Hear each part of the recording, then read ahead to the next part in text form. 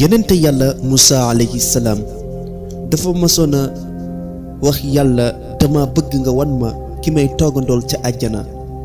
ginnaaw ñaari fan Jibril daal di ñëw ci moom ne ko ki ngay toogandool ca àjjana mu ngi béréb sàngam dëkk sàngam.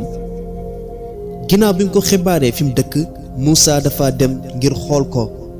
bi mu yeggee bu gis ko mu doon benn waxambaane bu toroxlu buy jaay ndawal, maanaam ab buuse la.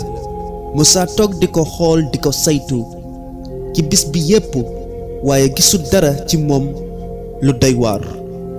waaye bi waxtu wàcc jotee ci la waxambaane bi tëjee ngir delluwaat këram. ci la ko Musa woowee ne ko xanaa dooma ganale ci sa kër. waa ji ne ko aha kay. ci la Musa ànd ak moom ngir dem këram. ban àggee Musa di gis waxambaane bi di toppatoo benn màggat boo xam ne mënulut boppam dara. waxambaane bi moo koy sang di ko jox lekk ak naan, waaye màggat bi daloon wax waxambaane bi ay kàddu yoo xam ne Musa xamu ko woon. bim noppee Musa daldi koy laaj lan la loon màggat bi doon wax.